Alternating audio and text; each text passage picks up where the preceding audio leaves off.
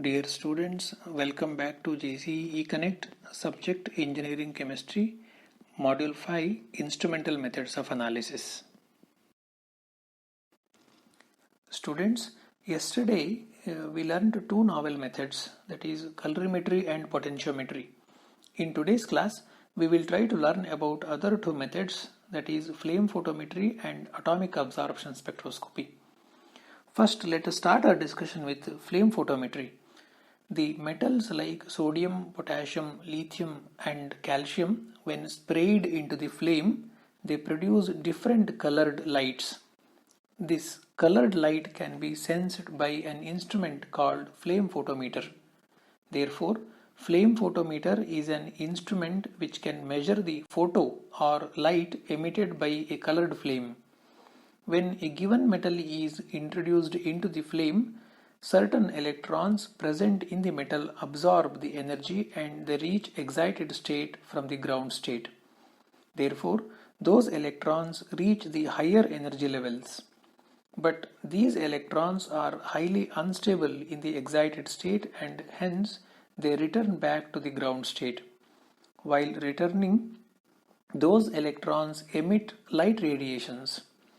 These emitted light radiations generally will be in the visible range of electromagnetic spectrum.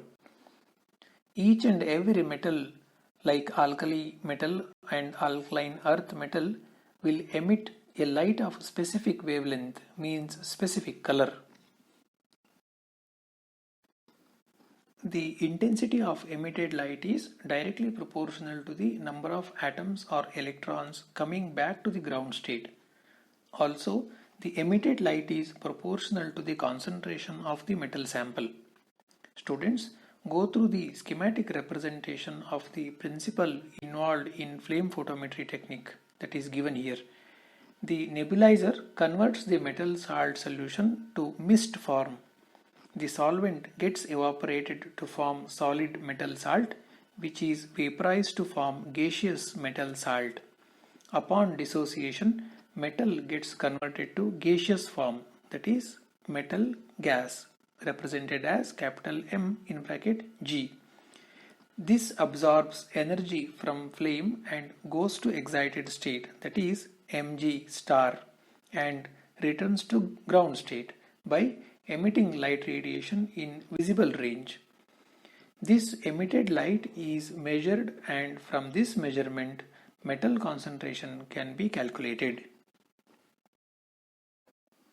The flame photometer will be having the following components. First one is a flame source. It is a burner maintained at constant temperature. The flame temperature can be adjusted depending on the type of the fuel used to produce the flame. A few examples are given in this table. The natural gas and air mixture can produce a flame with a temperature of 1700 degrees Celsius, whereas hydrogen oxygen fuel can produce 2650 degrees Celsius, whereas cyanogen oxygen fuel can produce 4800 degrees Celsius of temperature. The fuel is chosen depending on the temperature required to excite the electrons from ground state to excited state. The second component is a nebulizer. This is used to send a homogeneous solution into the flame at a constant rate.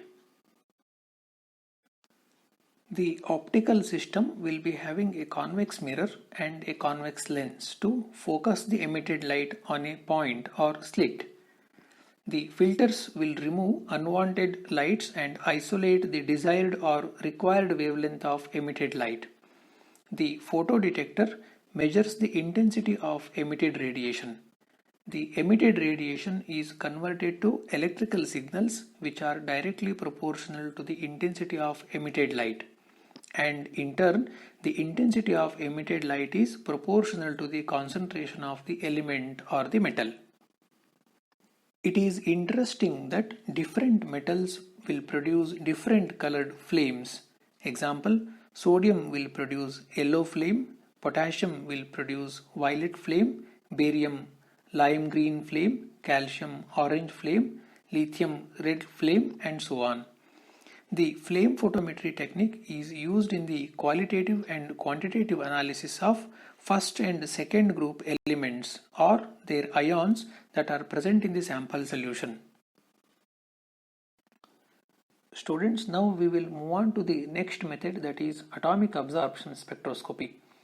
Here in this method, the absorption of a specific wavelength of light by the atoms which are in the neutral state is detected and measured.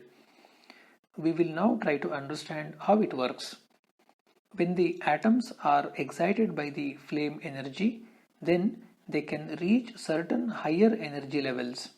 But these atoms cannot reach or jump to the next higher energy level. Therefore, an additional source is required to produce or supply the energy to the atoms so that they can reach the next higher energy level. Therefore, when such an additional source is provided, the necessary energy is available for the atoms to jump into the next higher energy level by absorbing additional energy. If the concentration of metal atoms in the solution is more, then more photons are absorbed in the flame from the additional wavelength source. This is governed by Beer-Lambert's law, that is OD equal to A equal to epsilon CL. Students, recall this law, Beer-Lambert's law. We have studied this in colorimetry method. This is the schematic representation of the instrumental part in atomic absorption spectroscopy technique. A hollow cathode lamp is used as a source of wavelength. Inside the lamp, the cathode is coated with the analyte metal. Example, if lead is to be analyzed, then cathode is coated with lead. The lamp is filled with inert gases like argon or neon. An electric arc can ionize the inert gas and the gas ions are accelerated towards the cathode. When these ions hit the cathode, then the metal atoms get excited and emit the radiation of the element under analysis. The nebulizer creates a fine spray of the sample to be introduced into the flame. Nebula means cloud of dust. In the burner, the sample gets burnt with the flame energy. Here, the sample after the evaporation, it leaves a fine residue of neutral atoms.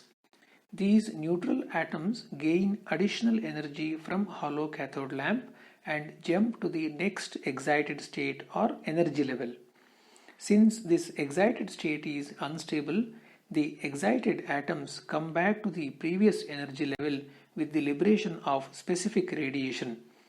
The monochromator and detector will filter and isolate the wavelength to be measured. The photodetector measures the light radiation received. The applications of AAS include metal analysis of soil samples, blood samples, fertilizers, etc. Lead in petroleum products can also be estimated using this atomic absorption spectroscopy technique. Thank you.